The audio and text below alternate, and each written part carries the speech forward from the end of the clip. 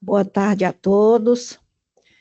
Havendo número legal e invocando a proteção do Altíssimo, declaro aberta mais uma sessão da Segunda Câmara de Direito Público, data de hoje, 21 de maio de 2025. Estamos aqui em novas instalações. Para isso, temos que agradecer a Deus, bem como a toda a equipe que trabalhou para que este momento acontecesse. Quero também dizer aos senhores da minha felicidade de iniciar aqui os trabalhos, também neste ambiente novo, aqui na presidência da Segunda Câmara de Direito Público. Obrigada aí pela anuência de todos, que foi preciso a anuência de todos, então eu agradeço. Hoje nós temos a participação aqui dos nossos trabalhos, a presidente, esta que vos fala, Maria Nailde Pinheiro Nogueira, o desembargador Gleidson Ponte, o desembargador Evaldo Leite Gonçalves e a desembargadora Tereza Neuma Duarte Chaves. A desembargadora Iraneide Moura e Silva encontra-se usufruindo de férias. Nós temos aqui a presença do doutor Laércio Fernandes Melo, procurador de Justiça, e virtualmente o doutor Victor Esteves, defensor público. Os trabalhos serão secretariados aqui pela Ismênia Nogueira, doutora Ismênia Nogueira. Cumprimento também aos advogados, parte que se encontram aqui no recinto desta sala, bem como a força policial, e aos advogados que estão nos acompanhando à distância. Então, inicio aqui pela aprovação ou não da ata de número 15/2025, sessão ordinária de 14 de maio de 2025. Todos de acordo? De acordo, presidente. Não havendo nenhuma objeção, declaro-a aprovada. Nós não temos processos com pedido de vista, nem processos com julgamento suspenso. Nós temos aqui um pedido de preferência sem sustentação oral. A parte, inclusive, se encontra aqui presente.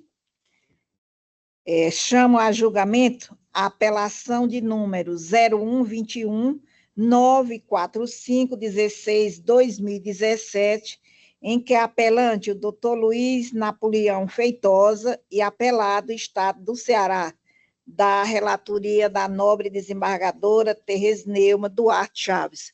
Vossa Excelência está com a palavra. Muito obrigada, senhora presidente. Meus cumprimentos a Vossa Excelência, inicialmente.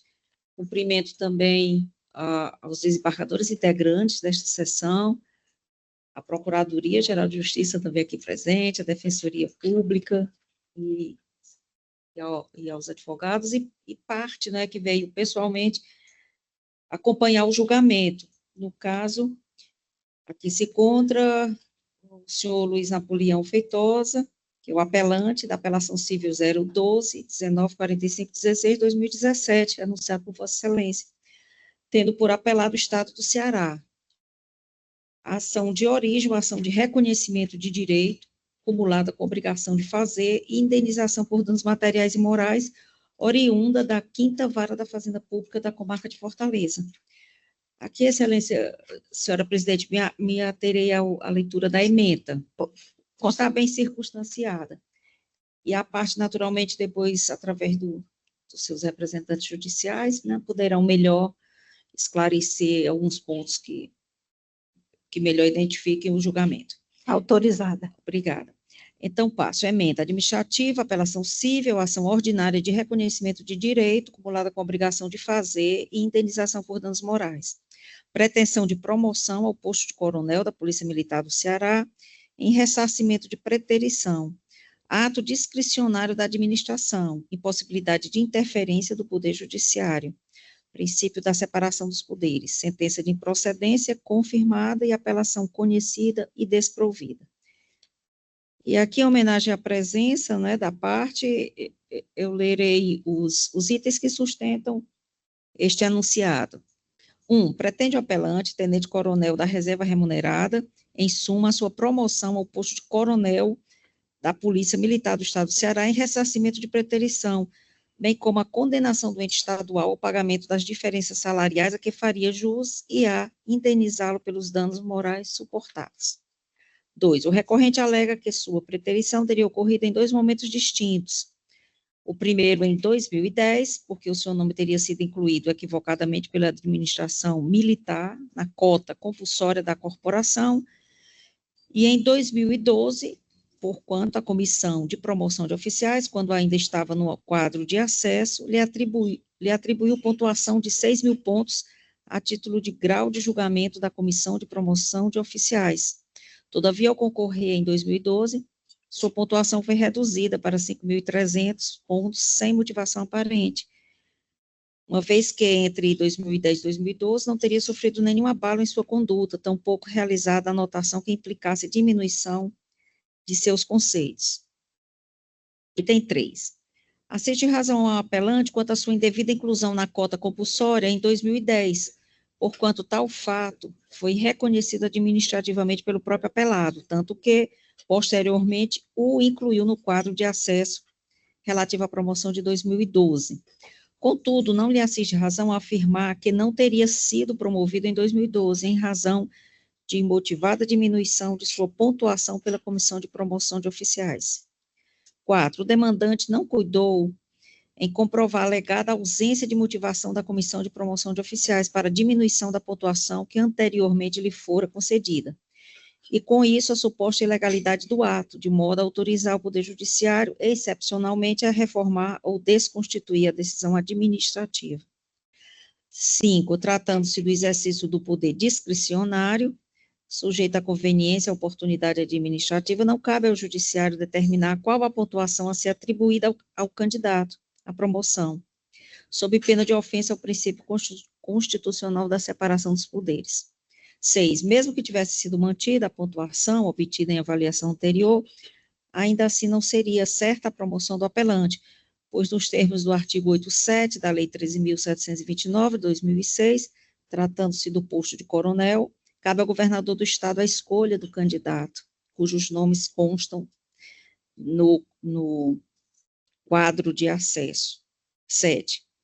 Nessa perspectiva, mesmo ante o reconhecimento de que o recorrente foi indevidamente excluído em 2010 do quadro, não há como reconhecer o seu direito subjetivo à promoção almejada, ou seu direito de ser indenizado por danos morais pela perda da chance de concorrer à promoção naquela oportunidade, porquanto, e aqui friso seria o cerne da decisão, a promoção era incerta por depender da escolha pessoal do governador do estado do Ceará, portanto, o judiciário não teria ingerência nessa decisão. Por conta de todo o exposto, o voto é pela confirmação da sentença com o desprovimento da apelação.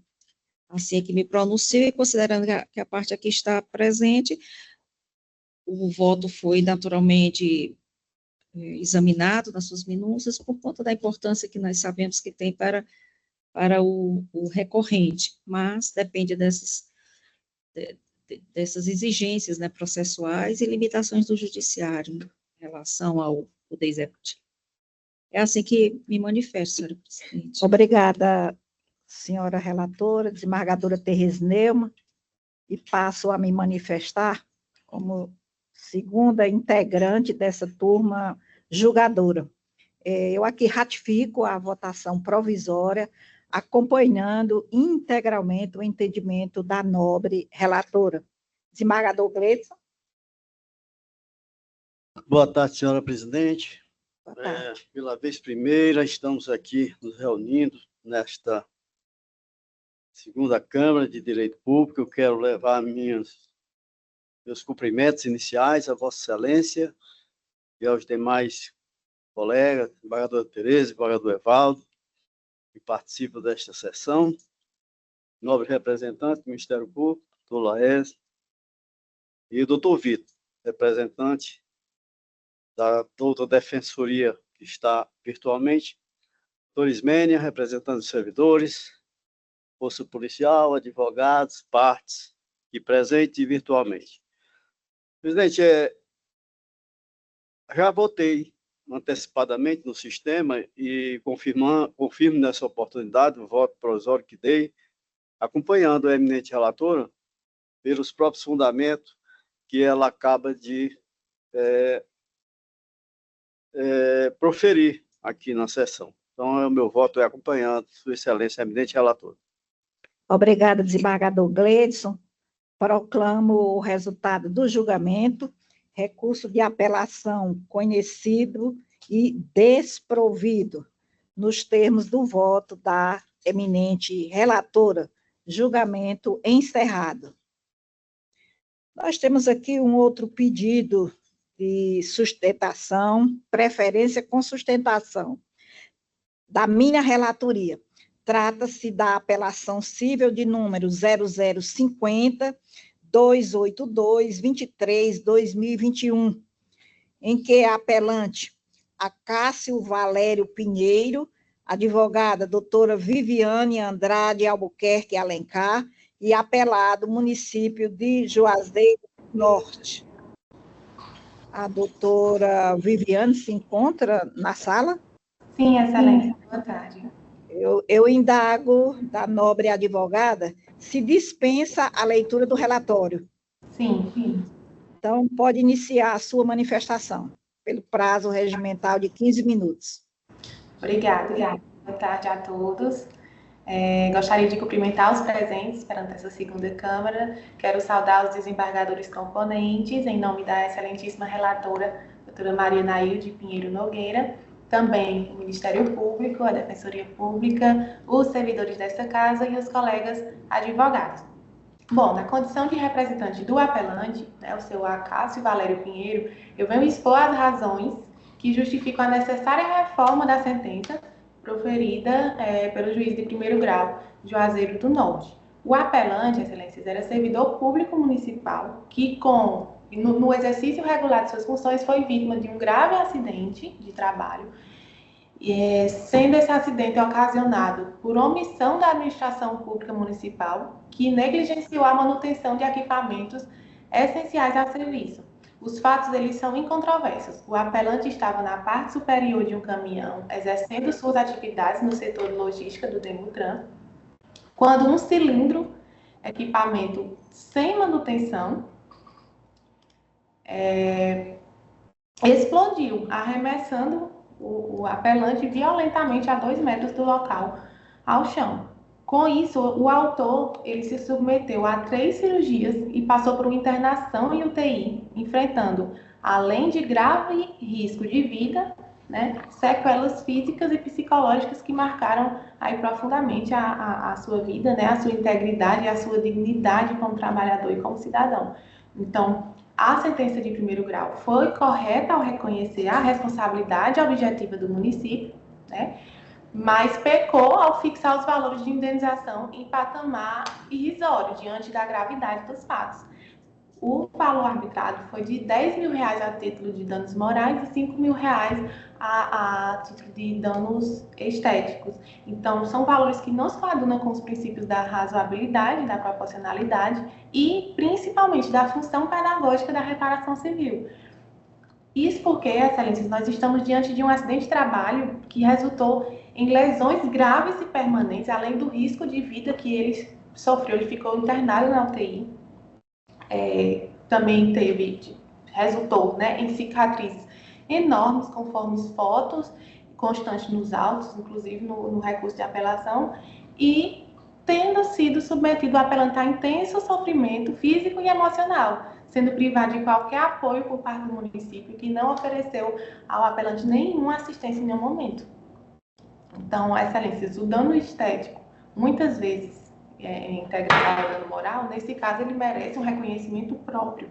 As cicatrizes visíveis que o autor carrega afetam a sua autoestima e a sua imagem pessoal. A indenização só de R$5 mil não reflete nem de longe um impacto real e permanente que as marcas impõe a vida do apelante, inclusive porque se trata de um ente público que não vai sentir nenhum impacto ao realizar o pagamento desse valor. E do mesmo modo, a indenização por dano moral não deve apenas compensar o sofrimento da vítima, ela deve reprovar a conduta negligente da administração e desestimular, né, que esse comportamento se repita com outras pessoas, com outras vítimas, né? Então, em casos semelhantes, os tribunais, inclusive o tribunal aqui do Ceará, tem majorado o valor para patamares de 30 a 70 mil reais como forma de reafirmar o dever do Estado, né, de proteger os seus servidores e garantir-lhes condições dignas e seguras de trabalho. A título de exemplo, eu trouxe até um julgado recente desta mesma segunda Câmara de Direito Público, que também teve como relatora a excelentíssima desembargadora Maria Nailde Pinheiro Nogueira, né, um processo da 13ª Vara da Fazenda Pública de Fortaleza, que foi julgado no dia 14 de março de 2024. Ele foi majorado, o valor referente a danos morais, para 70 mil reais. Eu peço licença aqui para ler só uma pequena parte da emenda, certo? Responsabilidade civil do Estado do Ceará, ação de indenização por danos morais e materiais, acidente com máquina de reprografia, manutenção e preservação do equipamento, iniciativa exclusiva do Estado do Ceará, configuração dos elementos definidores do dano moral, circunstâncias do caso, precedência dessa corte. Majoração do patamar condenatório para um montante de 70 mil reais. É o processo 035 5788 81 2000 806 0001.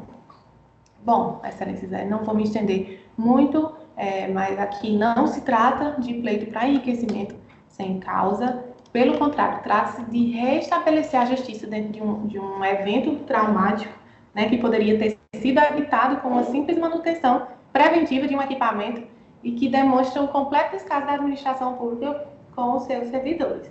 Então, são essas as razões que eu trouxe respeitosamente, né, para rogar a Vossas Excelências a majoração desses valores indenizatórios, né, fixados a título de danos morais e estéticos, em consonância com os parâmetros da jurisprudência e os princípios da razoabilidade e proporcionalidade.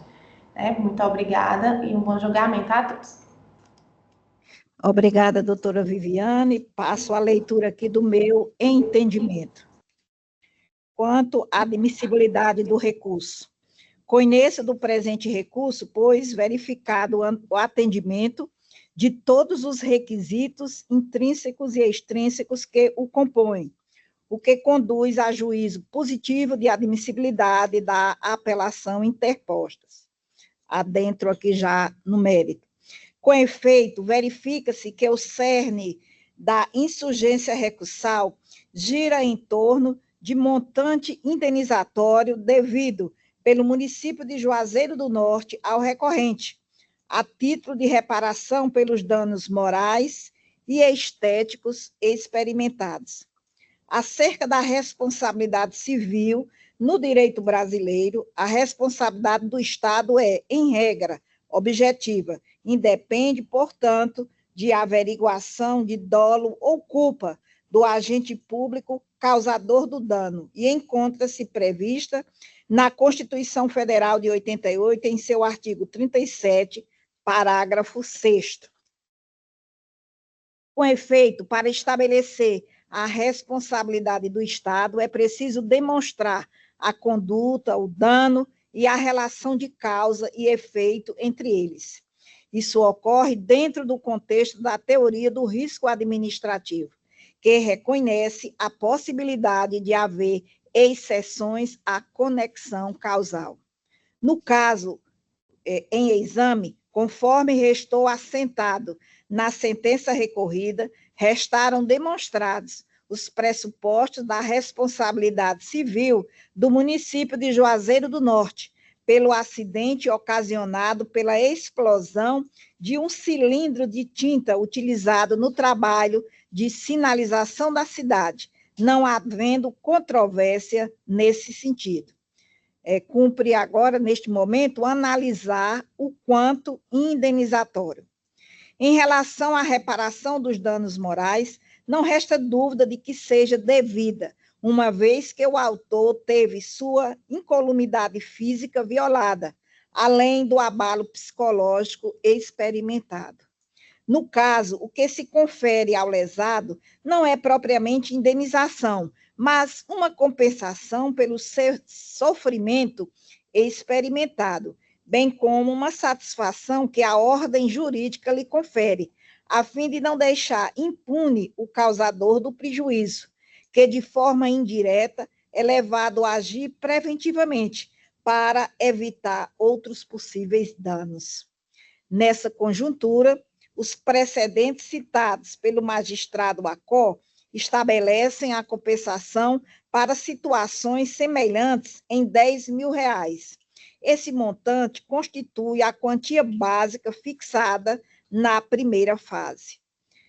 E prossigo. Passando à avaliação do caso concreto, segunda fase do método bifásico, faz-se imperioso ressaltar que o apelante, em razão do acidente de trabalho, sofreu lesões no fígado, fratura da coluna lombar e da pelve. Foi submetido a 3 procedimentos cirúrgicos. Ficou internado em unidade de terapia intensiva, além de ter sido afastado de suas atividades por mais de 90 dias. Some-se ainda a necessidade de tratamentos fisioterápicos após a internação hospitalar. Dessa forma, vê-se que o acidente do qual o apelante foi vítima abalou sua esfera íntima, causando-lhe dor e sofrimento. Diante deste cenário fático, a majoração dos danos morais para R$ 30.000 se revela adequada ao caso e aos princípios da proporcionalidade e razoabilidade. No que concerne ao dano estético, o magistrado de primeiro grau fixou a indenização em R$ 5.000. Entretanto, do exame das fotografias colacionadas aos autos, é possível constatar alteração estética na integridade física do recorrente.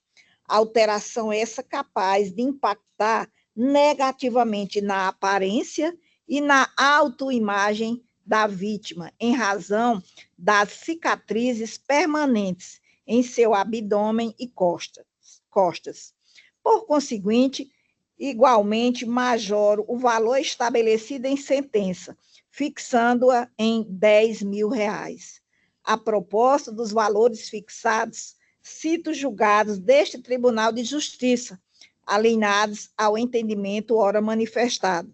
Um da desembargadora Iracema, 01573127215, e outro do desembargador Paulo Ponte, na apelação civil 018515750 2013.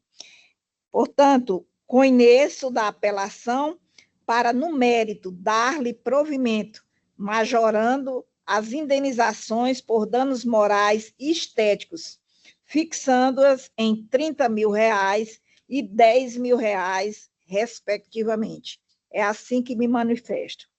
Como se manifesta o desembargador Gleidson? Não, presidente, muito obrigado. Meus cumprimentos à doutora Viviane Albuquerque.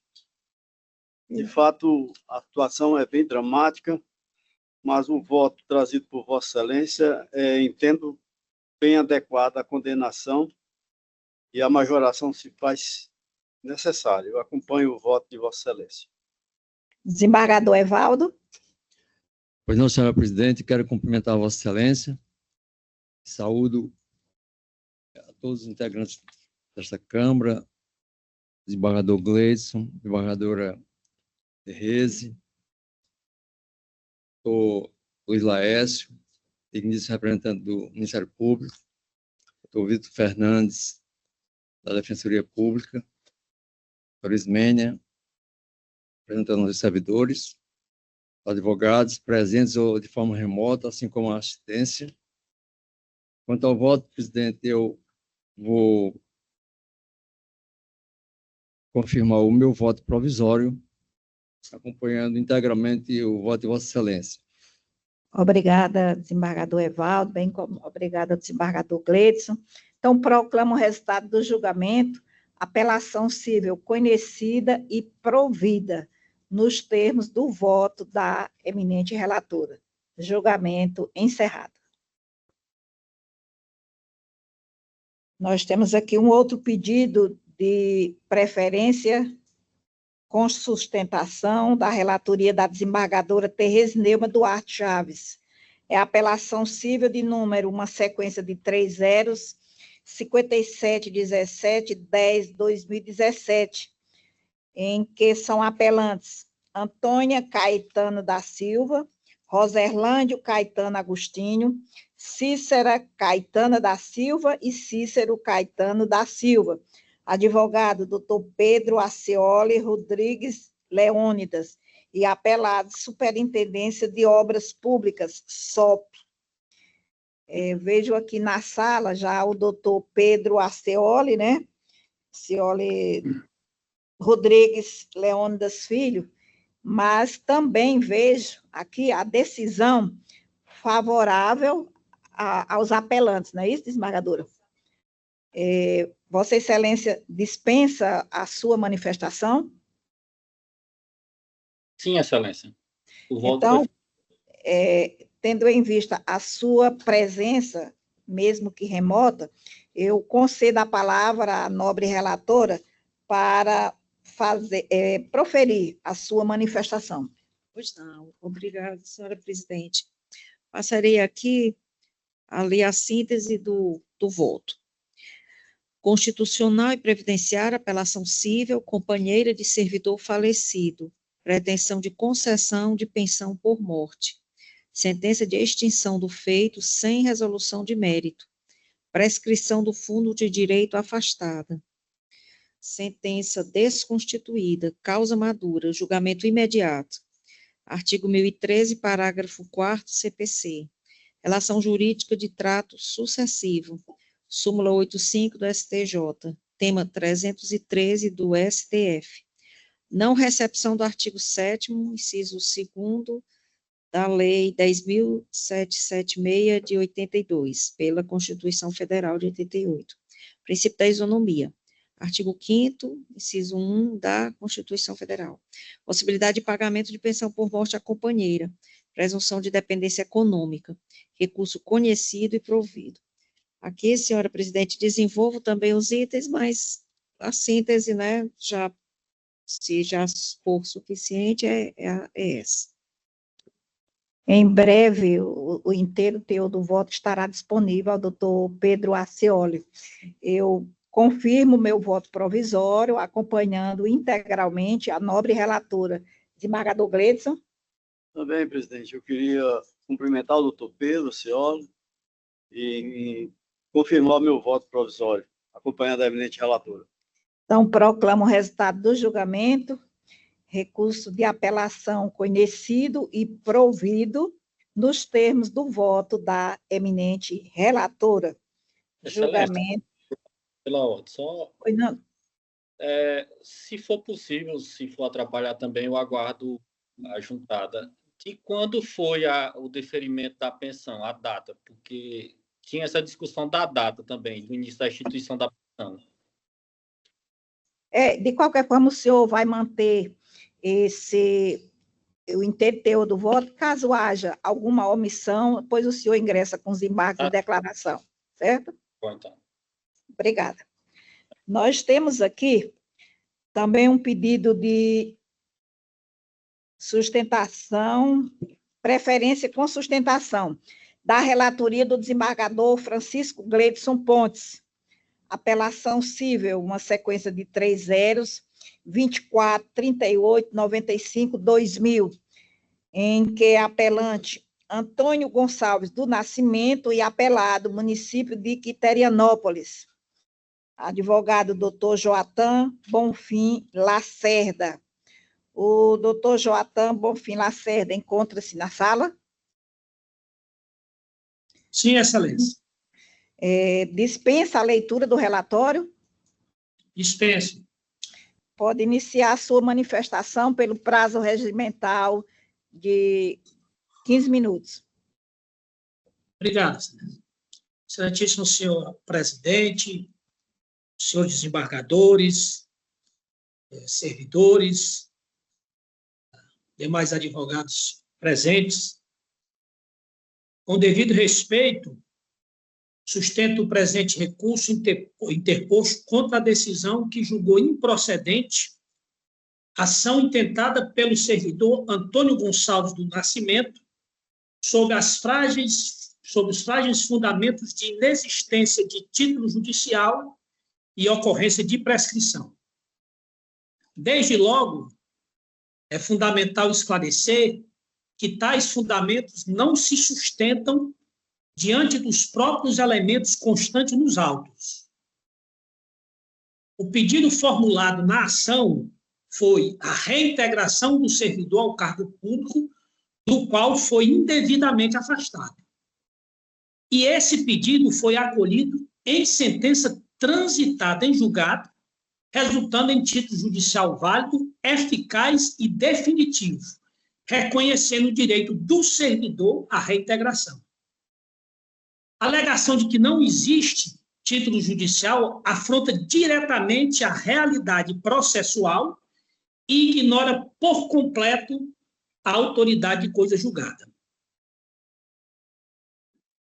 Mais grave ainda, excelências, é que a sentença de primeiro grau, ora recorrida, que julgou em total desconformidade com a marcha processual, como se tratasse de execução de valores ou de pretensão prescrita.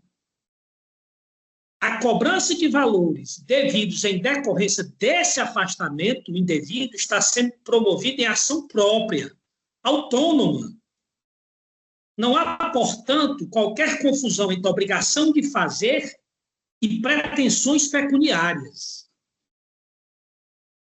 É importante destacar que, no bojo desta mesma ação, em audiência realizada no dia 22 de setembro de 2005, conforme registrado as folhas 82 e 83 dos autos, foi determinada a obrigação do município de promover a reintegração com a imposição de multa diária no valor de um salário mínimo em caso de descumprimento e que os valores realmente devidos pelo município ocorreriam em processo próprio. E o descumprimento permanece até onde se sabe, pois inexiste nos autos qualquer comprovação da sua reintegração. Sendo assim, a ordem judicial permanece desrespeitada. Assim, excelências, não há que se falar em prescrição, pois não se discute o direito à reintegração, essa já foi reconhecida por sentença com trânsito em julgado. O que se discute agora nesse processo é o cumprimento de uma obrigação judicial expressa, cuja inexecução se renova diariamente. Instado a se manifestar nos autos, antes da apelação de sentença de primeiro grau, for informada a douta magistrada, no ID 19.16.33.66, que a presente ação tratava-se de obrigação de fazer, ou seja, reintegrar o servidor.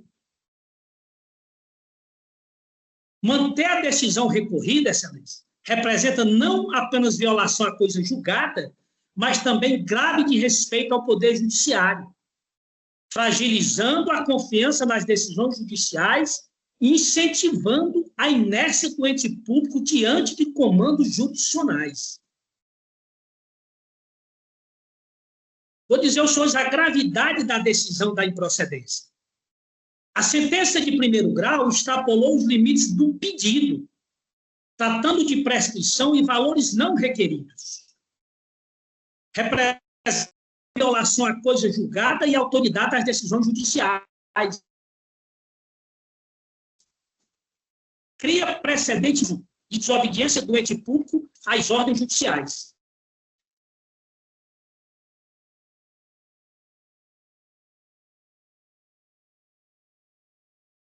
O título judicial que determinou a reintegração do servidor, que isso fique bem claro que nós estamos tratando disso, que questões de valores foi em processo autônomo, apartado, assim como ficou decidido a audiência em 2005.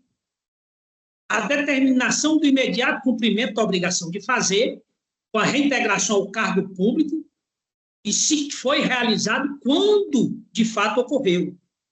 E o reconhecimento da multa diária fixada no processo, no valor de um salário mínimo por dia, a contar do descumprimento até o efetivo cumprimento da decisão.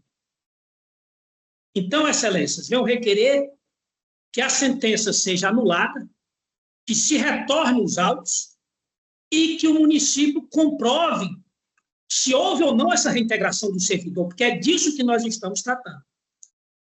E a Justiça não pode tolerar que uma sentença com trânsito julgado, proferida há quase 2 décadas, seja ignorada pelo próprio ente público.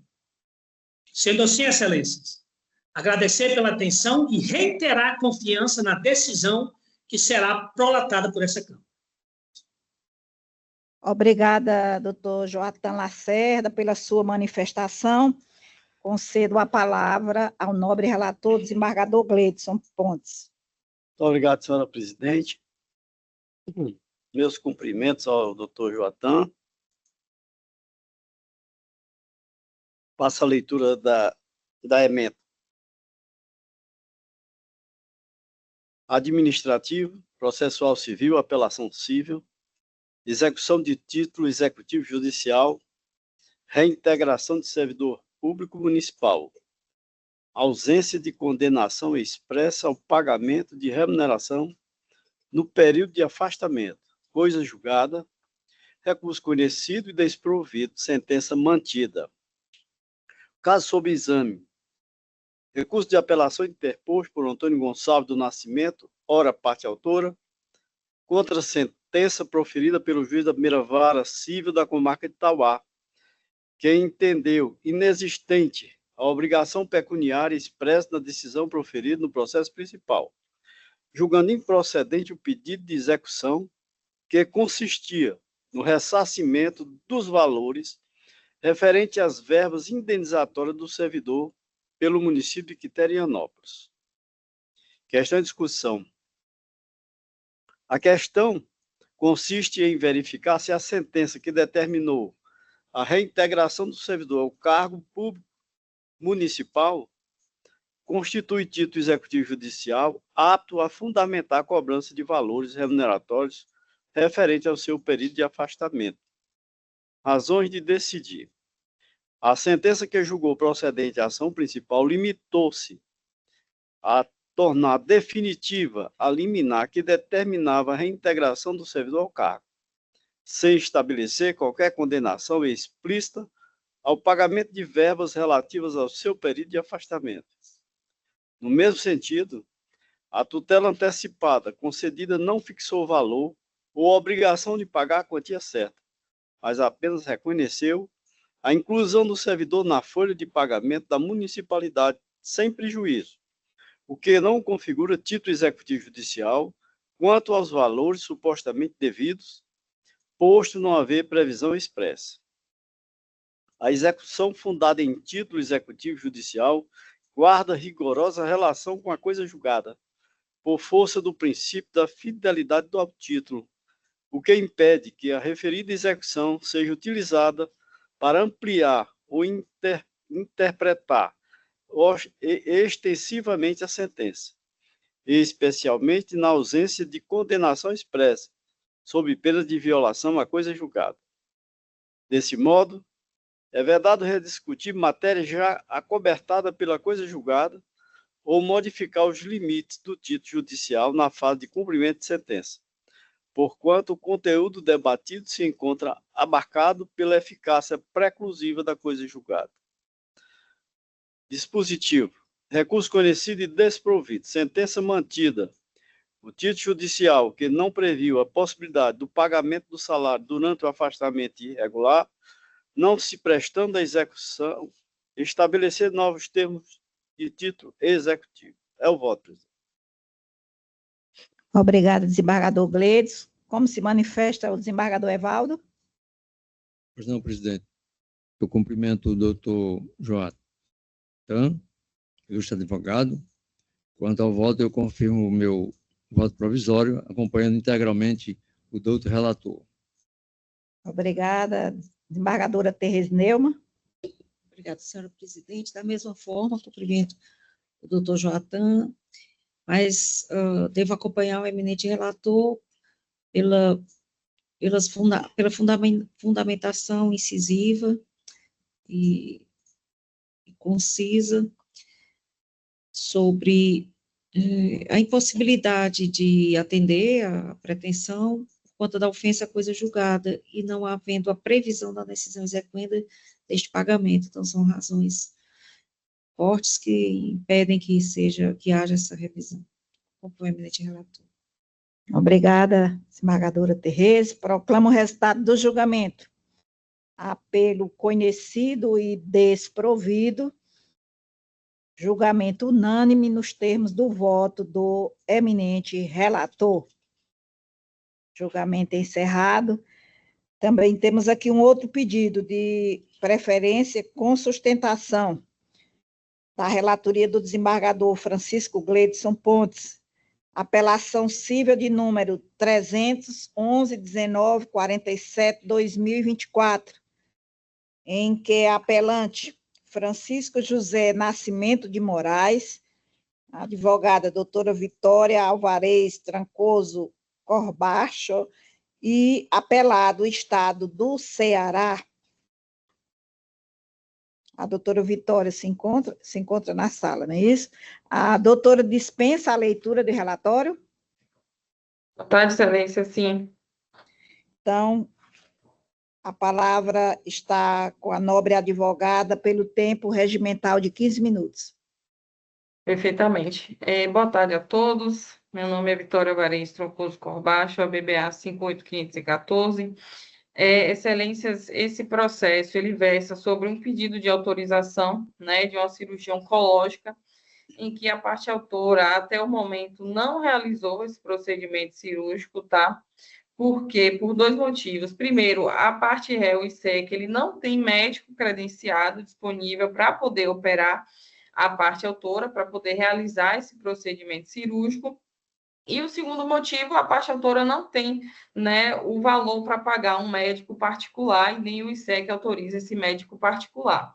Então, o que acontece até o momento, né, a parte autora não realizou esse procedimento cirúrgico e a sentença de primeiro grau, ela foi improcedente, né, com a fundamentação de que a parte autora não teria comprovado a negativa do ISEC e não teria comprovado essa indisponibilidade desses médicos credenciados.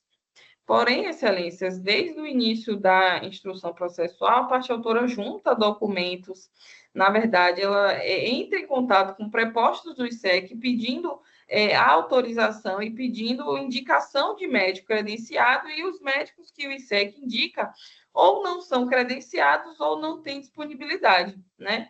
Fato é, excelências, que não foi livre escolha que a parte autora buscou esse médico assistente particular, né? Ela escolheu esse médico porque não haviam médicos credenciados, especialistas em cirurgia de cabeça e pescoço, disponível no ISEC para operar a autora, né? O autor. Tanto é que, inclusive, até o momento, ele não conseguiu realizar esse procedimento cirúrgico, né? Se Vossa Excelência observar, inclusive no recurso, a parte autora junta novas tentativas de contato com o ISEC para poder pedir essa indicação de médicos credenciados, e não foi indicado nenhum médico, né, disponível para atender a parte autora.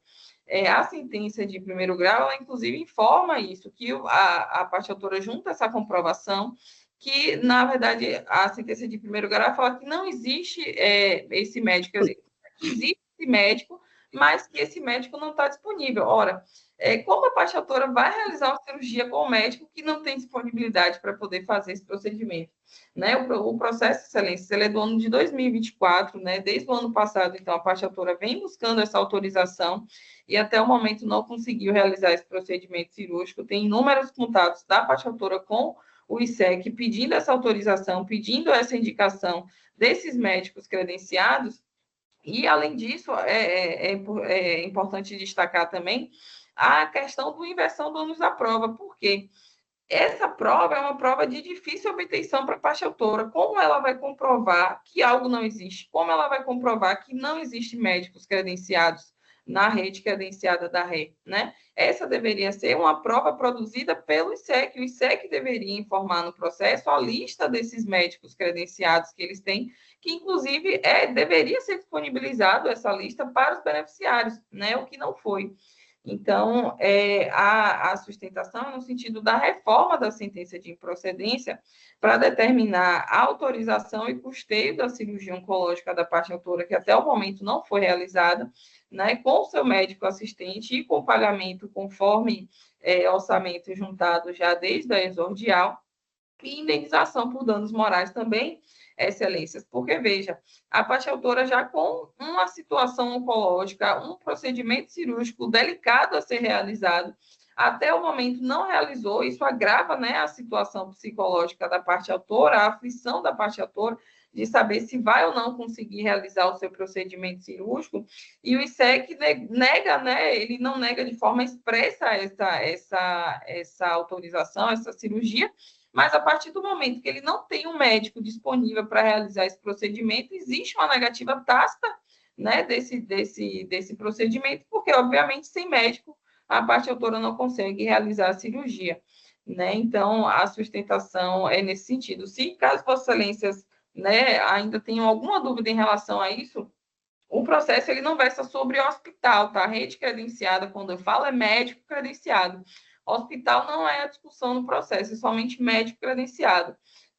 O ISEC ele não indicou em nenhum momento nenhum médico credenciado, especialista em cirurgia de cabeça e pescoço, disponível para poder operar o autor. Então, a sustentação é nesse sentido, é como sustento, excelência, pela reforma da sentença. Obrigada. Obrigada, doutora Vitória. Com a palavra, o nobre relator, desembargador Gleidson Pontes. Obrigado, presidente. Meus cumprimentos, doutora Vitória, pela sustentação.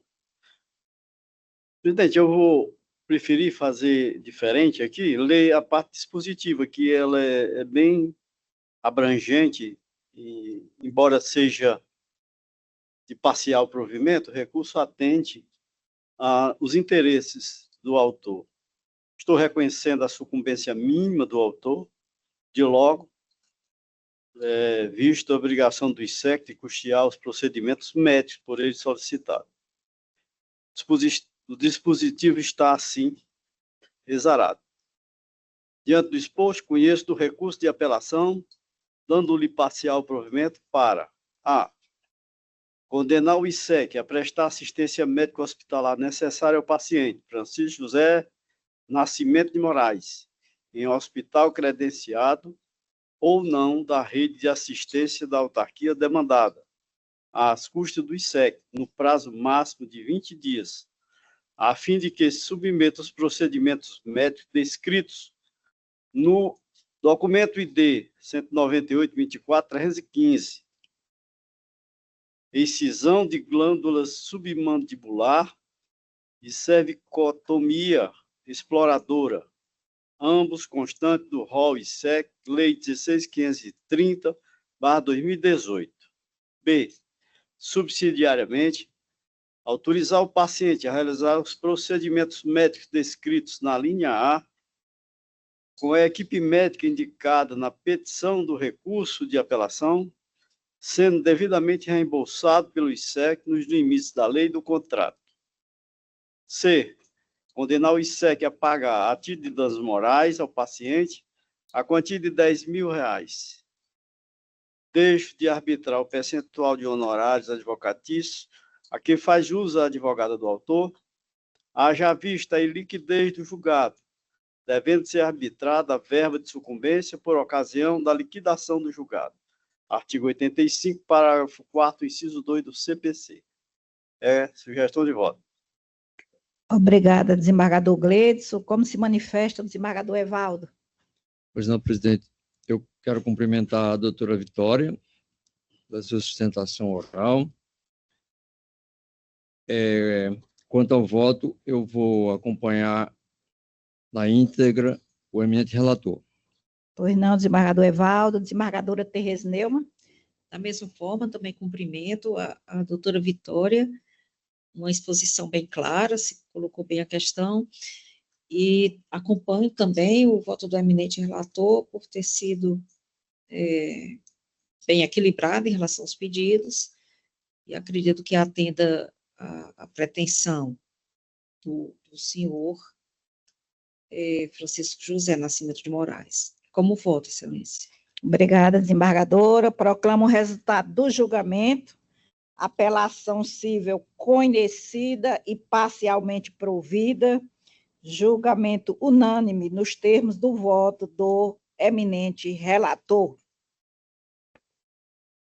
Encerrado o julgamento, chama agora em mesa o agravo interno cível de número 062-9919-06-2024, da relatoria da desembargadora Tereza Neuma Duarte Chaves, em que é agravante Camilo Sobreira de Santana, a advogada doutora Mariana Gomes Pedrosa Bezerra, e agravado Ministério Público do Estado do Ceará.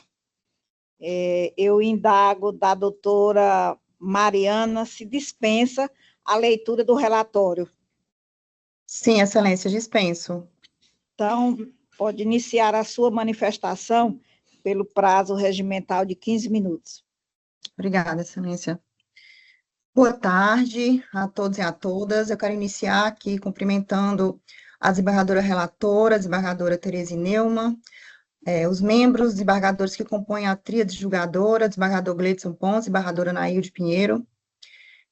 Estou aqui para tratar desse agravo interno que decorreu de um agravo de instrumento, cuja ação originária é uma ação civil pública da comarca de Pacajus, referente a um convênio firmado entre a Secretaria das Cidades do Estado do Ceará e a Sociedade de Proteção à Assistência e Maternidade e à Infância, que tinha como objeto, lá de Pacajus, que tinha como objeto a construção de 200 unidades sanitárias no município de Pacajus.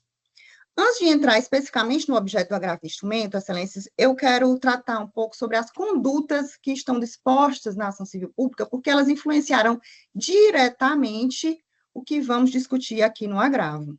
Esse convênio, ele foi assinado em 9 de junho de 2010.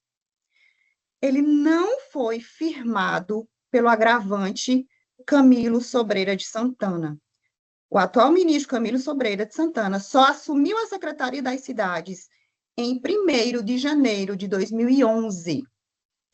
Ele não liberou qualquer verba desse convênio. Todas as verbas desse convênio foram liberadas ainda em 2010. Ele não liberou qualquer valor.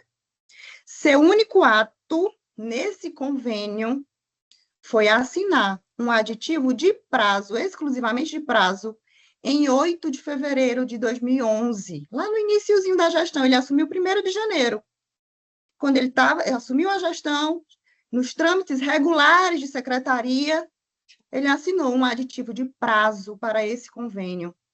Mas ele não assinou sozinho, ele assinou baseado em pareceres técnicos e jurídicos.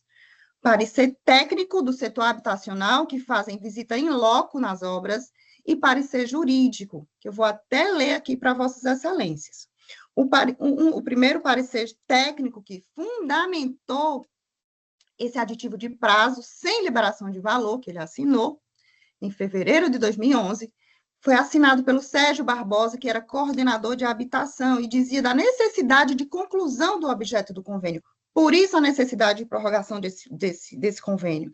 Depois veio o parecer do arquiteto João Paulo Custódio, que era quem fazia a visita em loco das obras, e a servidora de célula Luísa Marilac, concordando com a prorrogação por mais 3 meses desse convênio. Logo em seguida, veio o parecer jurídico do advogado Jorge Castro, dizendo que tinha fundamentação legal para prorrogar esse convênio.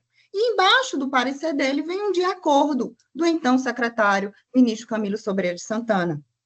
E é bom aqui também destacar para vossas excelências que, num dos casos, lá na secretaria, existiam mais de 500 convênios, quando ele assumiu. Mais de 500 convênios. E um desses convênios de kit sanitário, que eram vários de kits sanitários, um desses na cidade de Cascavel, teve um parecer jurídico contrário da advogada Norma Santos para a prorrogação. E com esse parecer jurídico contrário, ele não fez a prorrogação. o então secretário seguiu a opinião jurídica de não prorrogar. Já no de Pacajus, tínhamos parecer técnico, parecer jurídico favorável à prorrogação. Depois que ele assumiu, ele começou a fazer mudanças na secretaria de coordenadores. Em abril, ele mudou o coordenador financeiro, passou a ser o Ronaldo Borges, que em abril começou a identificar as irregularidades em alguns convênios e solicitou de Pacajus. E assim foi feito. O secretário abriu tomada de conta especial já em abril para o caso de Pacajus. A partir daí, eles passaram a passar um pente fino na secretaria. Mais de 500 convênios, excelências. Um pente fino para identificar irregularidades. E na medida que identificavam irregularidades, abriam tomada de conta especial. Foi aberta, inclusive, uma comissão permanente, a primeira do Estado do Ceará, de comissão de tomada de conta especial. Abertura de sindicância, demissão de servidor terceirizado, exoneração de servidor comissionado, as irregularidades iam sendo identificadas e as providências imediatamente sendo tomadas. O agravante, excelências, ele veio para moralizar a secretaria. Foi isso que ele fez. Ele moralizou a secretaria das cidades. Mas ele, assim, mesmo assim, foi injustamente incluído nessa ação, que tramita há 13 anos. 13 anos, excelências, sem sequer ter sido concluída a citação dos réus. 13 anos com bens bloqueados. E esse é o motivo do agravo. Nós solicitamos, em primeira instância, o desbloqueio dos bens do agravante, um apartamento que ele mora, um carro e suas contas bancárias. Em razão da nova lei de improbidade, que traz novos requisitos para a decretação da indisponibilidade. Então, solicitamos em primeira instância, foi negado, agravamos. Em primeira instância, o juiz, inclusive, intimou o Ministério Público para dizer adeque a sua ação à nova lei de improbidade. O Ministério Público ficou inerte. Mesmo assim, o juiz manteve o bloqueio. É bom também destacar aqui para Vossa Excelência, está nos autos, o Tribunal de Contas do Estado julgou as contas regulares, não só desse convênio, mas de todos os outros. Inclusive, o setor técnico do Tribunal de Contas solicitou a exclusão do ministro Camilo do rol de responsáveis, exatamente porque não existia nexo causal entre a conduta dele e eventual dano ao erário. Ele não enriqueceu ilicitamente, ele não causou dano ao erário. Não temos indícios de responsabilidade para fundamentar um bloqueio de bens, uma indisponibilidade de bens que já perdura há 13 anos. Nós temos vários exemplos de outros processos com esse mesmo objeto, por exemplo, Itapipoca. O juiz sequer recebeu a inicial, com parecer favorável do Ministério Público. Pindoretama, depois da nova lei de improbidade, determinou a liberação dos bens. Chorozinho, nós temos acórdão do desembargador Fernando Ximenes, ainda de 2012, determinando a liberação dos bens, e nesse acórdão de 2012, no voto dele, ele já destacava que para haver indisponibilidade há que ter indícios de responsabilidade. E nós não temos, nesse caso, excelências, indícios de responsabilidade do ministro Camilo Santana. A nova lei de improbidade, ela trouxe novos requisitos. Nós precisamos demonstrar o perigo de dano irreparável, risco de resultado útil do processo e probabilidade do direito invocado, que são os indícios de responsabilidade que nós não temos. Inclusive, confirmando essa tese, recentemente veio o tema repetitivo do STJ, que muito bem se aplica a esse caso. 7 de fevereiro de 2025, o STJ publicou o tema repetitivo 1257, de relatoria do ministro Afrânio Vilela. Vou até ler aqui para Vossa Excelências a tese. As disposições da Lei 14.230/2021, a nova lei de improbidade, são aplicáveis aos processos em curso para regular o procedimento da tutela provisória de indisponibilidade de bens, de modo que as medidas já deferidas poderão ser reapreciadas para fim de adequação à atual redação. Isso significa que as regras processuais relativas à indisponibilidade de bens, elas devem seguir esse novo regime jurídico que eu acabei de mencionar. Não é mais o periculum in mora presumido, tutela de evidência, não existe mais isso. Agora a gente tem que adequar a nova lei, que precisa ter indícios de responsabilidade concreta.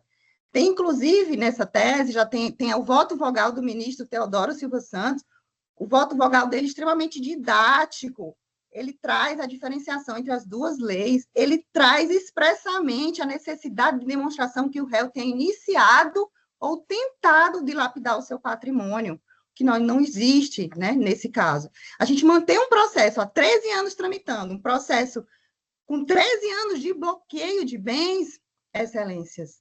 Nós estamos ferindo, sim, o princípio da razoável duração do processo, nós estamos, sim, ferindo o princípio da proporcionalidade.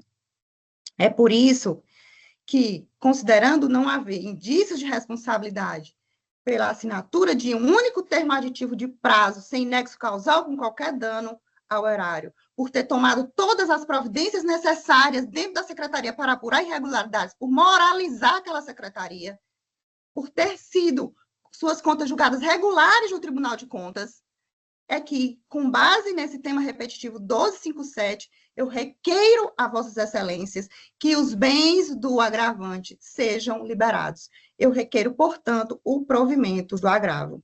Agradeço a atenção de vossas excelências. Obrigada, doutora Mariana, pela sua manifestação, e concedo a palavra à nobre relatora, desembargadora Tereza Neuma Duarte Chaves, para sua votação.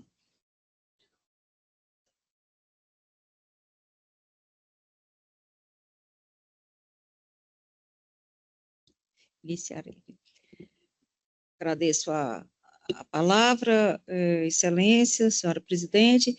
Apresento os meus cumprimentos à doutora Mariana pela sua explanação clara, com levantamento de vários pontos, e aqui passarei ao exame do que foi argumentado e à luz do processo, só enfatizando para os integrantes da turma julgadora que nós estamos tratando de um agravo interno, não chegamos ainda ao mérito da decisão. E neste agravo interno, assim me pronuncio. Lerei a ementa. Constitucional e administrativa, agravo interno contra a decisão, quem deferiu o pedido de antecipação de tutela recursal em agravo de instrumento, pedido de revogação de indisponibilidade de bens, mantença do indeferimento, momento processual de cognição sumária, ausência de argumentos hábeis, a reversão da decisão. 1.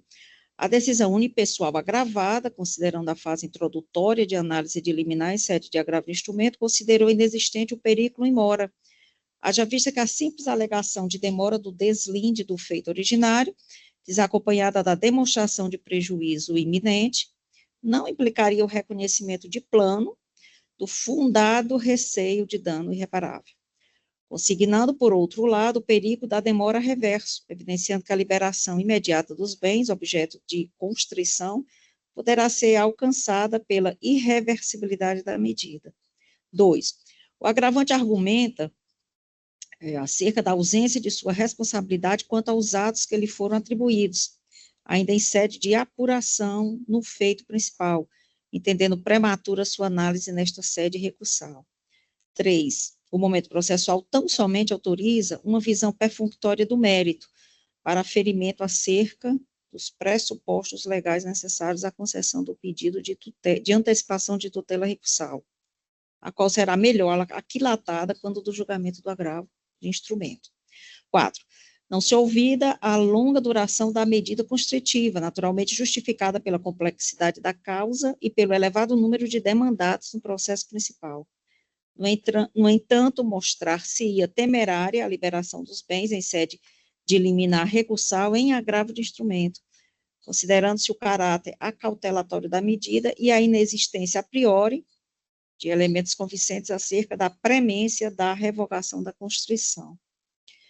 5. O deciso, ora recorrido, deve ser ratificado, à míngua de elementos hábeis a revertê-lo neste momento inicial, na via do agravo interno, sem prejuízo, naturalmente, de exame mais aprofundado acerca da necessidade de manutenção da medida de indisponibilidade de bens, quando do julgamento do recurso, né, do agravo de instrumento.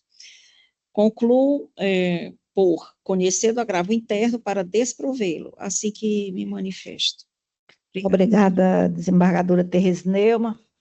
Como bem disse Vossa Excelência, estamos aqui a examinar um agravo interno extraído de um agravo de instrumento. E tive acesso ao seu entendimento bem antes desta sessão, e eu estou aqui nesse momento a confirmar o meu voto provisório, acompanhando, seguindo a orientação da nobre relatora. É assim que me manifesto, como se manifesta o desembargador Gleidson. Muito obrigado, senhora presidente. Eu não havia votado nesse processo previamente, como gosto de fazer, porque a gente tem a oportunidade no gabinete da gente, muita tranquilidade, observar todos os sinões e ali acompanhar ou divergir. Mas eu preferi preparar um voto para esse processo, fazendo exatamente em razão de que, embora a fase seja de liminar em agravo interno, o pleito se confunde com o próprio mérito do agravo de instrumento. E aí postergar essa decisão, na minha convicção, para julgamento do agravo de instrumento, seria antiproducente.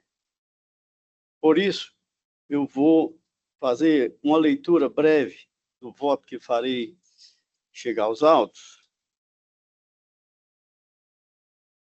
lendo parte do que interessa, a parte mais central da controvérsia. Antes das substanciais alterações introduzidas pela Lei 14.230 de 2021, no regime jurídico da medida cautelar de indisponibilidade de bens da ação de improbidade administrativa, a jurisprudência era pacífica quanto à compreensão de que o perigo in mora era presumido, como ilustram os acordos da relatoria deste signatário, cuja ementa adiante transcrevo. Eu vou deixar de ler porque vai ser disponibilizado no próprio voto. São processos meus, da minha relatoria, cuja compreensão era condizente com a disposição legislativa. Outra não era a firme compreensão do Superior Tribunal de Justiça, que em julgamento, na primeira sessão, na apreciação do tema 701 dos recursos especiais repetitivos, em 26 de fevereiro de 2014, aprovou a tese, aspas, é possível a decretação da indisponibilidade de bens do promovido em ação civil pública por ato de improbidade administrativa, quando ausente ou não demonstrada a prática de ato ou a sua tentativa que induzam a conclusão de risco de alienação, oneração ou dilapidação patrimonial de bens do acionado, dificultando a impossibilidade de eventual ressarcimento futuro. Fecho aspas. Vale, todavia, ter presente que, a partir da Lei 14.230 de 2021, a Lei de Improbidade Administrativa expressamente dispõe, artigo 16, na ação por improbidade administrativa poderá ser formulado, em caráter antecedente ou incidente, pedido de indisponibilidade de bens dos réus, a fim de garantir a integral recomposição do erário ou do acréscimo patrimonial resultante de enriquecimento ilícito. Parágrafo 3º. O pedido de indisponibilidade de bens, a que se refere o caput deste artigo, apenas será deferido mediante a demonstração, no caso concreto, de perigo de dano irreparável ou de risco ao resultado útil do processo, desde que o juiz se convença da probabilidade da ocorrência dos atos descritos na petição inicial, com fundamento nos respectivos elementos de instrução, após a oitiva do réu em 5 dias. Parágrafo 8º. Aplica-se a indisponibilidade de bens regida por esta lei, no que for cabível o regime da tutela provisória de urgência, Lei 13.105, de 16 de março de 2015, Código de Processo Civil. O Código de Processo Civil estabelece que a concessão de tutela provisória não prescinde de presença de elementos evidenciadores do perigo de dano e pode ser revogado ou modificado a qualquer tempo. Isso que nos traz essa aplicação do artigo 296 e artigo 300.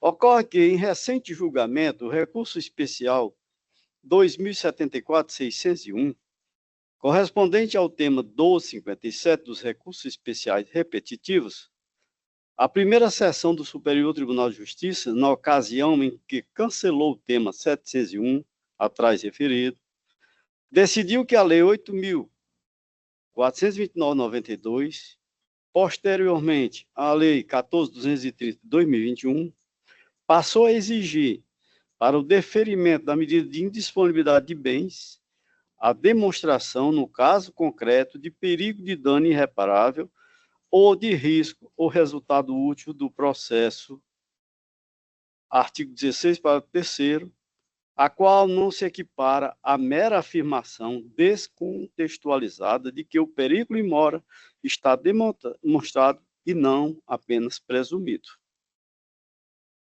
E aí transcrevo aqui a ementa e as respectivas alíneas da decisão.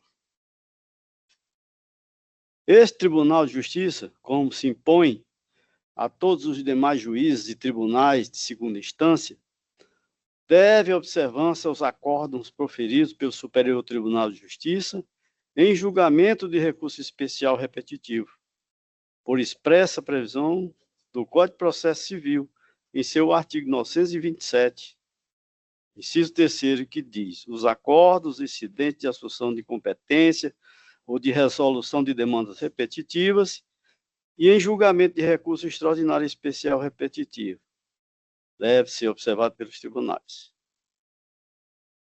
Isso considerado, na ausência, no caso concreto, de uma situação atual configuradora de perigo de dano irreparável ou de risco ao resultado útil do processo, assim efetivamente demonstrada ou revelada pelo conteúdo dos autos, tal como prevê o artigo 16, parágrafo 3º da Lei 8.429/92, a concessão da tutela recursal provisória indeferida na decisão ora agravada é medida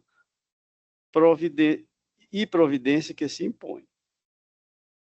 Por tudo quanto exposto, peço vênia à eminente relatora e dou provimento ao agravo interno, para o fim de, em sede de tutela provisória, determinar a exclusão de toda e qualquer indisponibilidade de bloqueio incidente sobre os bens móveis, veículos automotores, imóveis e contas bancárias do agravante, com desbloqueio via Cisbajude e Renajude, e a expedição de ofícios para os seguintes cartórios de registro de imóvel para cancelamento dos gravames averbados a mais das matrículas dos imóveis do agravante. E aqui eu transcrevo quais são. Letra B e B2. É o voto, presidente. Obrigada, desembargador Gleidson. Desembargadora Tereza Neumann, deseja se manifestar sobre o entendimento do desembargador Gleidson?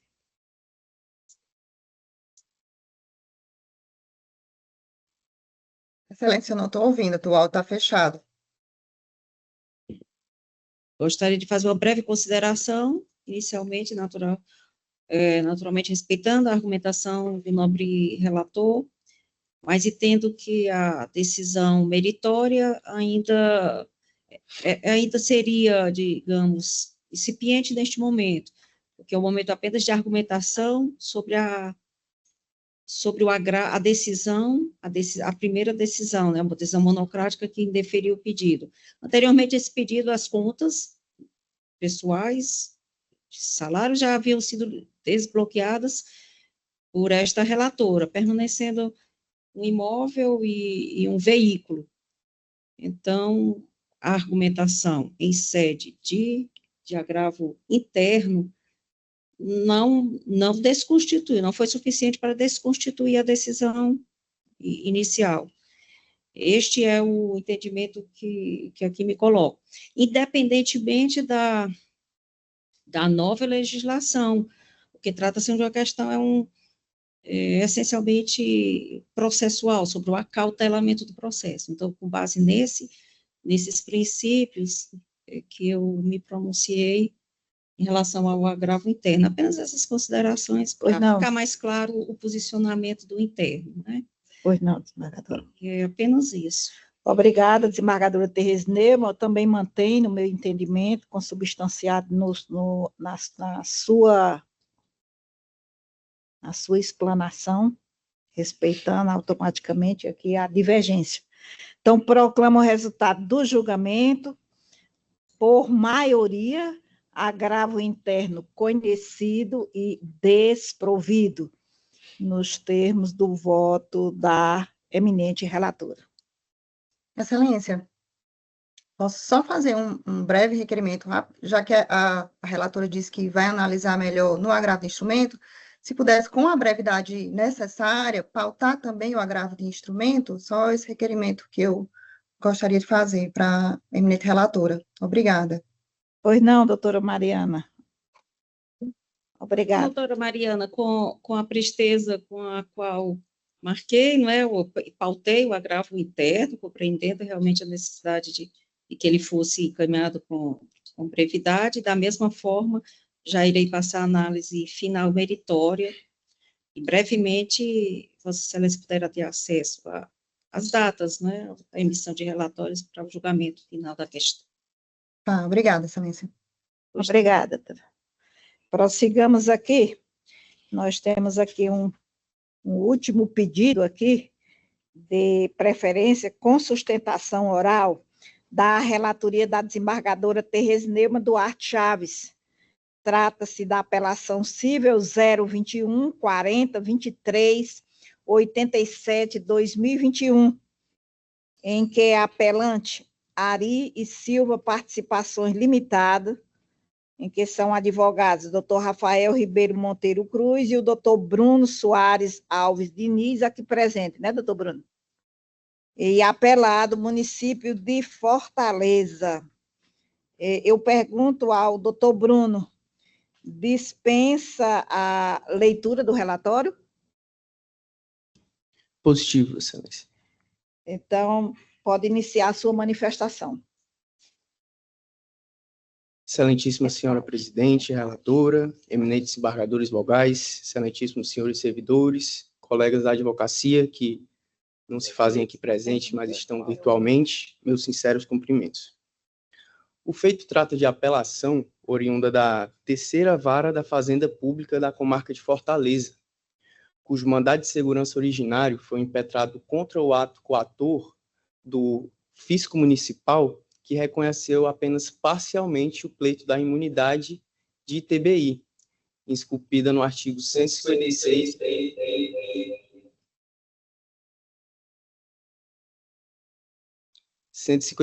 parágrafo 2º, inciso 1º da Constituição. A operação sobre a qual recai o pleito da imunidade se refere justamente à transmissão de imóveis pelos sócios para a integralização do capital social da sociedade.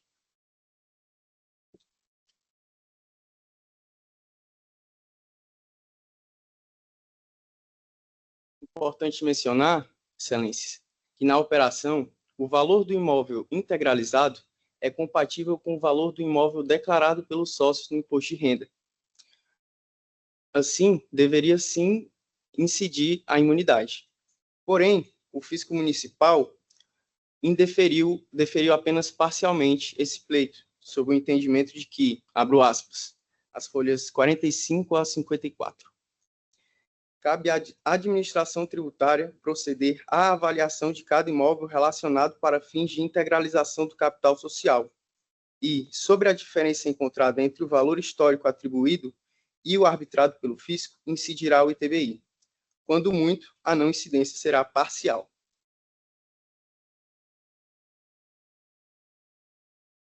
O juízo de piso denegou a segurança e o entendimento foi confirmado pela doutora relatora em decisão monocrática que negou o provimento à apelação, sob o entendimento de que a sentença estaria compatível com o tema de repercussão geral 756 do STF, segundo o qual, abro aspas novamente, A imunidade em relação ao ITBI, prevista no referido inciso, não alcança o valor dos bens que excederam o limite do capital social a ser integralizado. A doutora relatora entendeu que seria esse excedente tributável a diferença entre o valor arbitrado pelo fisco e o valor histórico. Da decisão, a recorrente interpôs agravo térreo, evidenciando principalmente o distinguishing em relação ao precedente, uma vez que, no precedente, apenas parte do imóvel que foi integralizado foi destinado para o capital social. O restante ficou para a reserva de capital, reserva esta que, de fato, deve sofrer a incidência do ITBI. Acontece que, no caso dos autos, todo o valor do imóvel foi destinado exclusivamente à integralização do capital social. Notadamente, não houve excedente tributável. E seria justamente essa destinação, se para o capital social ou para a reserva de capital, esse seria o fator que remeteria à aplicação ou não do precedente vinculante.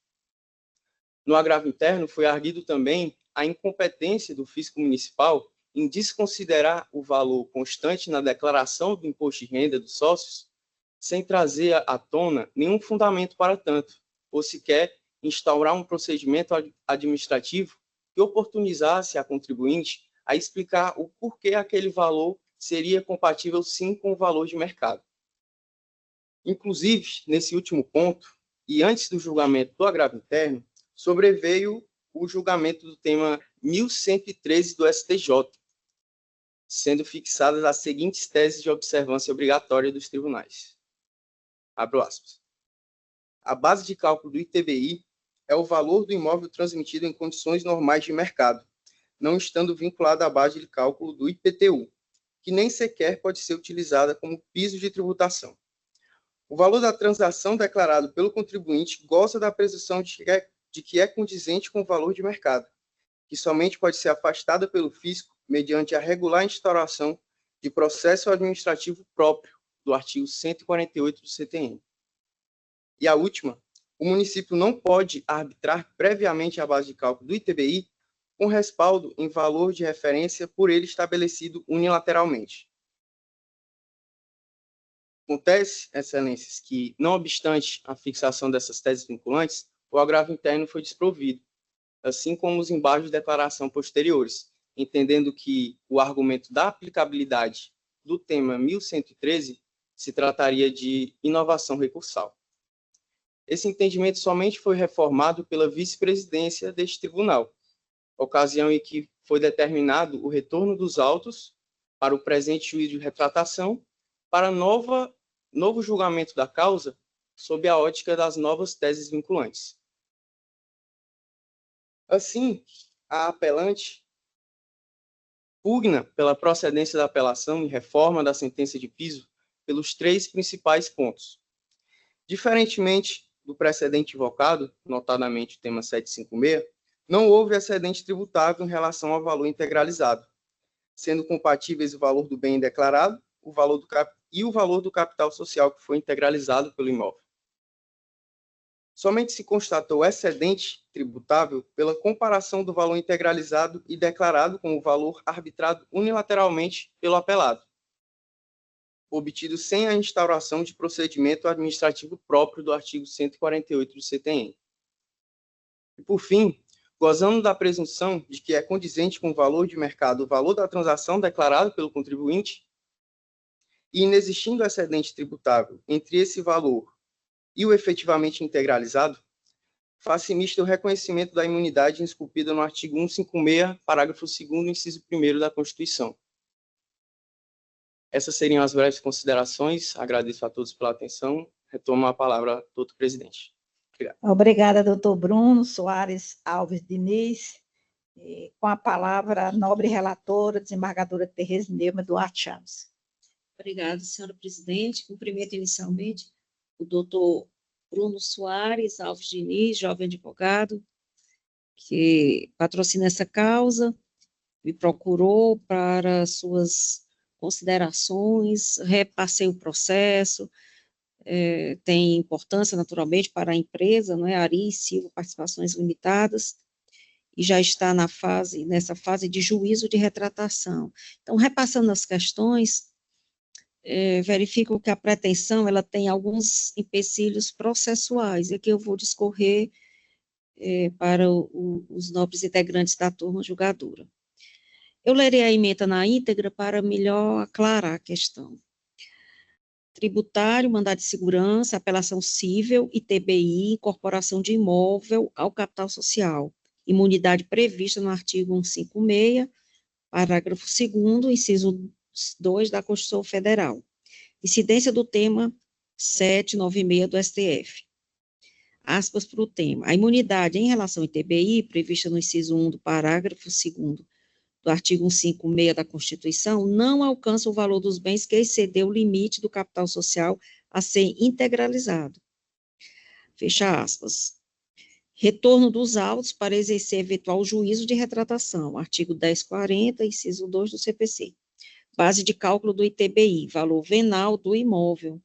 Ausência de insurgência da recorrente quanto ao valor de mercado atribuído ao imóvel pelo fisco. Não dissonância do acordo com a tese definida no julgamento do tema repetitivo 1113 do Superior Tribunal de Justiça. Juízo de retratação negativo, manutenção do desprovimento da apelação cível.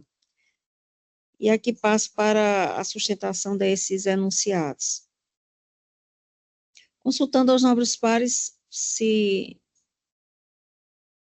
dispensa essa leitura, pode ser? Porque vai disponibilizar? Sem dúvida, já tive acesso ao seu entendimento. Para mim, o desembargador Gleidson também satisfeito. O jovem advogado, né, doutor Bruno, naturalmente, logo em seguida terá acesso também, mas essa é a síntese do que eu pude repassar e analisar e concluir. Então, eu, como disse anteriormente, já tive acesso aos autos e também acompanho a eminente relatora, confirmando, portanto, a votação provisória. Desembargador Gleidson. Presidente, eu gostaria só de uma confirmação, porque o advogado fala da tribuna de que a integralização do bem fora em toto. Não teria sido parcial. Essa é a afirmação dele na tribuna. E que eu li no voto não foi isso. É que tinha sido parcial. Então, portanto, o excedente seria tributável. Seria tributável. O valor do imóvel, né, a declaração do imposto de renda, são 214.846 reais, assim. Porque a decisão de Vossa Excelência está correta do ponto de vista do entendimento que a gente já vem, e não é de hoje, já faz mais de... Desde quando eu voltei da presidência, é esse entendimento. Já temos esse entendimento. E que a integralização parcial, o excedente incide tributação. Mas o advogado falou que foi integral, o bem foi integralmente. Mas aqui, pois não, quer dizer, eu passo a palavra. Pois não. Quero ouvir de novo essa afirmação. É importante, nós ainda estamos apreciando o recurso. Qual a sua contribuição neste momento? Justamente, o excedente foi encontrado somente após o fisco arbitrar unilateralmente o valor do imóvel. O valor declarado foi integralmente integralizado. Só parte, né? Vou pedir vista desse processo. Melhor então, esclarecer, para não ficar na dúvida aqui. Vista concedida, julgamento suspenso.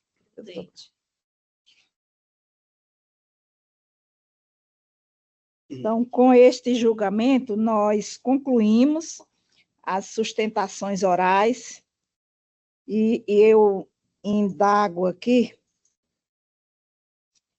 mas nós temos aqui ainda a deixar aqui registrado na gravação, né? Processo convertido em julgamento em diligência. Apelação cível 350, 28, 53, 2024. Nós temos também aqui vários processos retirados de mesa, ora, em razão da publicação, porque o prazo ainda não foi atingido, e também faltando ainda a intimação da Defensoria Pública, vários da minha relatoria, remessa necessária civil 3001, 366, 28/2024, todos esses da minha relatoria. O último é que vai ser da relatoria do desembargador Evaldo. Embargos de declaração em apelação 067-79-1602-2012, embargo de declaração em apelação e remessa necessária 0010-276-23-2015, apelação civil 001-3195-07-2018, apelação em remessa necessária 303-4670-65-2023, apelação civil 3.641-80-2023, apelação civil 3.036-20-61-2023, apelação civil 021-6632-38-2024, apelação civil 323-1382-2024, agravo interno em apelação e remessa necessária 02-12-440-33-2022, apelação civil de número 303-90-7802-2023, apelação civil 027-22-52-74-2020,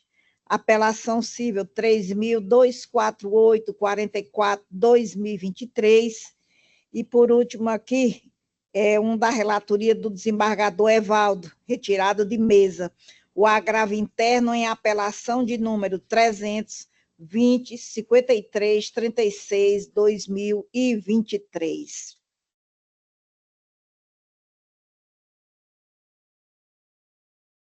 Então, eu indago ao representante do Ministério Público e da Defensoria Pública se há alguma manifestação nos processos de seus respectivos interesses. Desembargador, ou doutor Laércio.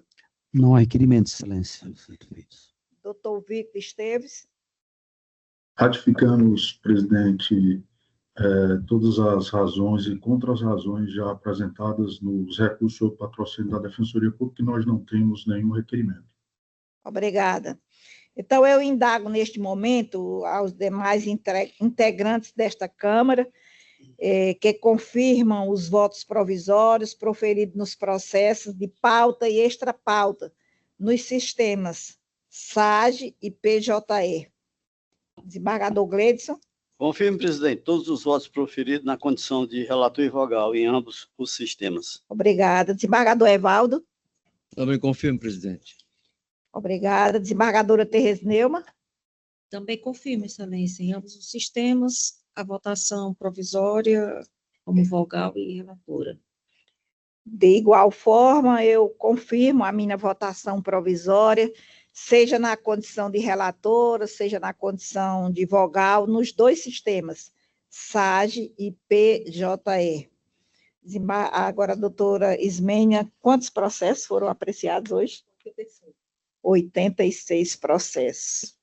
Foram apreciados aqui nessa nossa primeira sessão, né, aqui nesse novo local, nessa nova sala, e agradeço a presença dos senhores, né, o desembargador Evaldo desta vez ficou remoto, veio aqui prestigiar os trabalhos na forma presencial.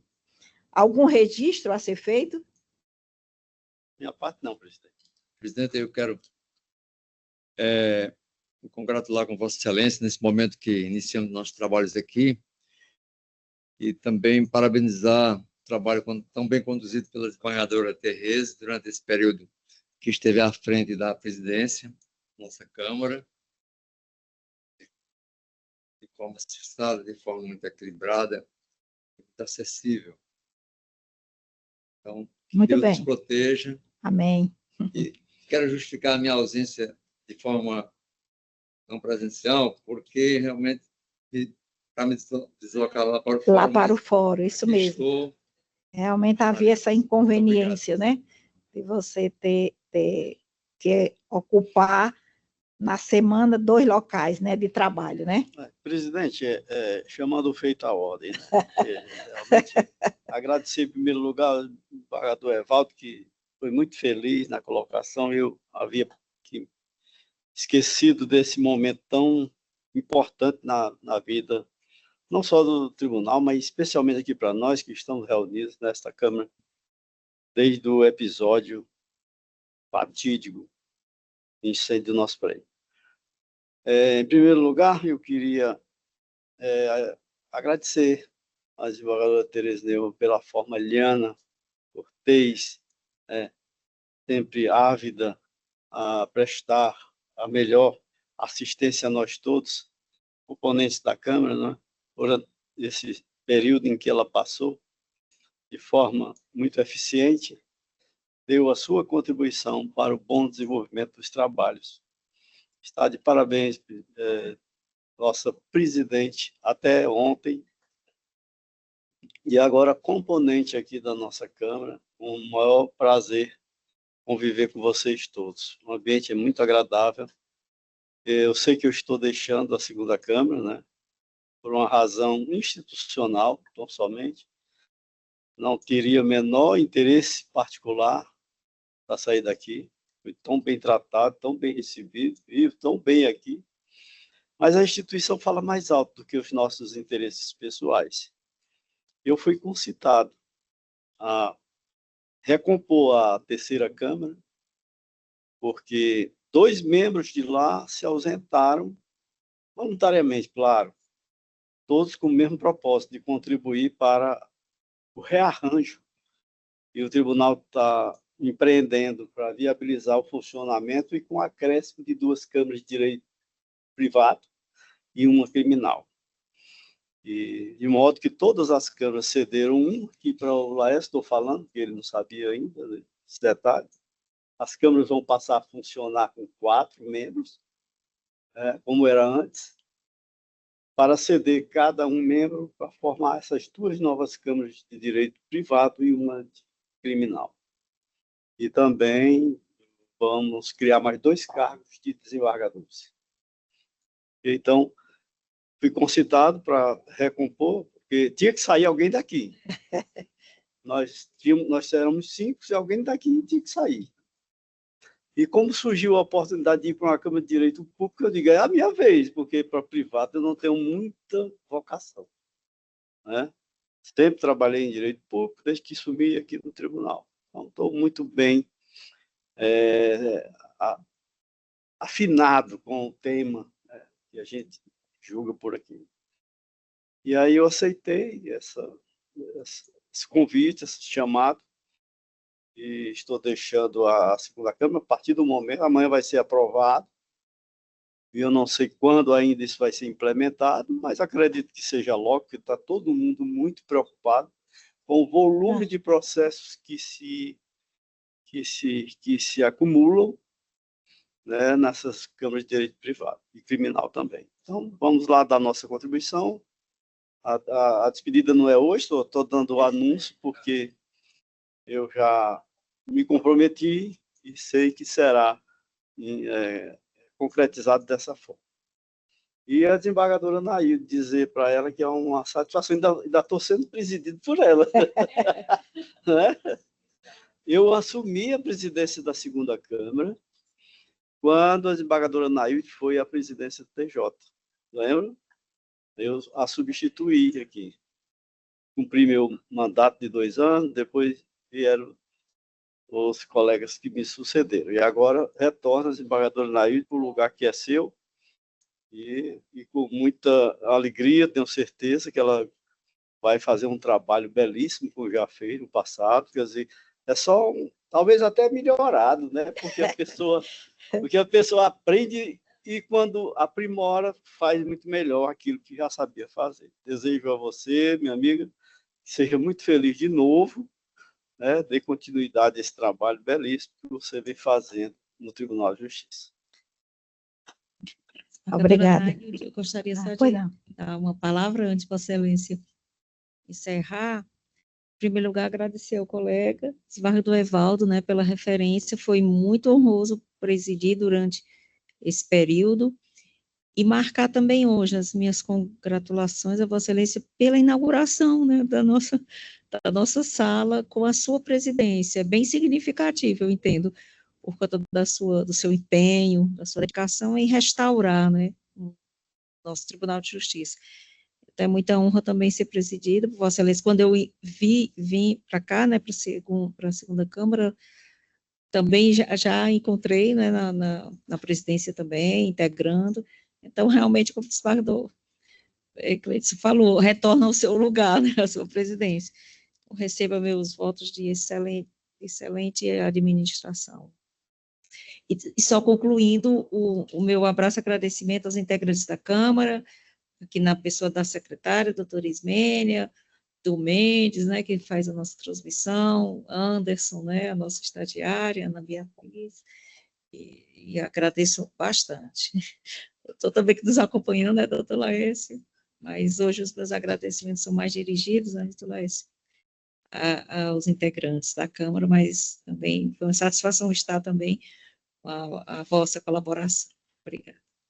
Obrigada. Eu inicio aqui agradecendo as palavras de bênçãos, de êxito, né, endereçados a mim, nessa nova atividade aqui na presidência desta segunda Câmara de Direito Público, que por muito tempo venho integrando, e acho que uma ex-presidente voltar para a mesma Câmara é um pouco difícil, mas o desembargador Raimundo Nonato está acontecendo, né?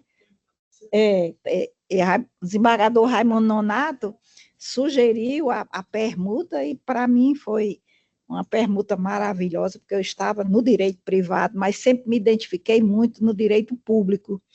E também quero fazer aqui uma referência à gestão da desembargadora Tereza Neumann, então presidente desta segunda Câmara, como bem disseram os desembargadores Gleidson e desembargador Evaldo, de uma gestão bem equilibrada, segura, serena, e isso é que é bom, o aprendizado de todos nós nessas funções, né? Eu acho que há um crescimento pessoal e um crescimento profissional. Então, receba a desembargadora Tereza Neumann os meus parabéns, as minhas congratulações, e sei que toda e qualquer missão que Vossa Excelência sempre assume, exerce com excelência. Parabéns. E ao desembargador Gledes, como bem mencionou, né, hoje não é a despedida, mas a gente antecipa, porque às vezes a gestão quer que tudo a velocidade, quem sabe, de repente, na próxima semana, né? Pois não é? Na próxima, amanhã nós já iremos apreciar.